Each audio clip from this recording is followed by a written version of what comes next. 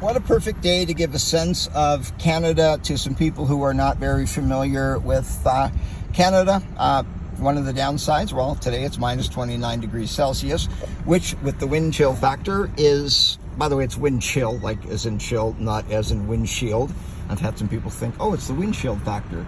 No, it's minus 42 degrees with the wind chill factor, which, in case you don't know, minus 40 degrees Celsius is minus 40 degrees Fahrenheit. So I am not going to be getting out of my car to shoot this video because it's way too cold. People say you get used to it. The answer to that is no. I'm 60 years old and I've never gotten used to 60 below or 40 below or anything below 30 below at least. So this is the Alberta Children's Hospital. And again, when I see people complain about our healthcare system in Canada, I wouldn't say it's stupidity, they just don't know. When Canadians complain about it, I get really upset because we have an absolutely amazing healthcare system. Is it perfect? No. Overall, I would rank it at least a 9 out of 10. This facility we're looking at right here is the Children's Hospital, and it's not new. I'm going to actually look at the date. I'm thinking it's probably about 15 years old. But I love this place, what they've done. You know, kids, when they're sick, it's a horrible experience, and so the colors of the building certainly can help with that, you know, a little bit at least. I have flown over this hospital many times in flights on my way to work, and it's in the shape of a robot. Car alarms are stupid, aren't they? Anyway, so there's a bus stop right here, which is really cool for people that take the bus to here. And right around the corner is the Rotary Flames housing, which provides housing for parents when they are here and their kids are sick. It's kind of like the Ronald McDonald House, that's close to here too, but it provides housing for parents so they don't have to stay in hotels when their kids are here. So again, this is the main entrance of the facility, and I'm just going to drive around to give you a sense of how big this facility actually is. I'm just going to turn the corner here, trying to be careful with the winter driving. So this facility, I'm going to look it up and see how many square feet it is, or square meters.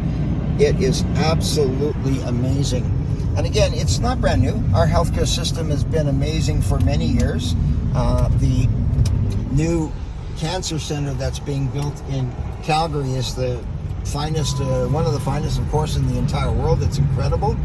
I don't know when it's going to be opening, probably next year in 2023.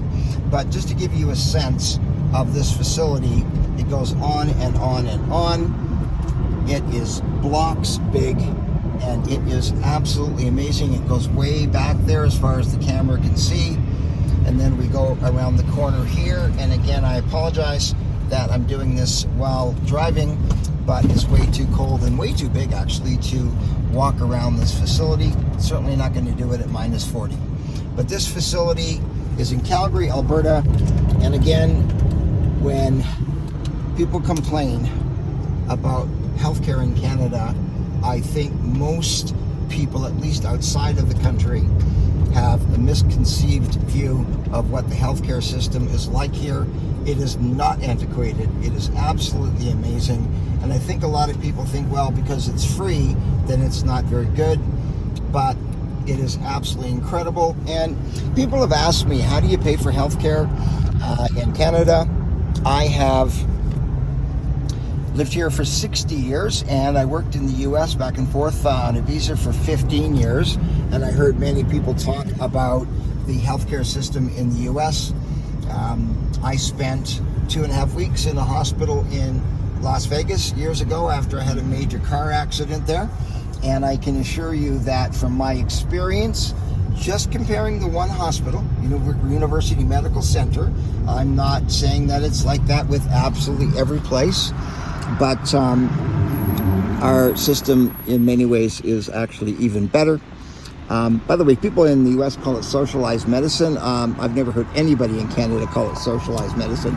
So right here is the Rotary Flames house, and this is where they provide housing for parents whose kids are in the hospital.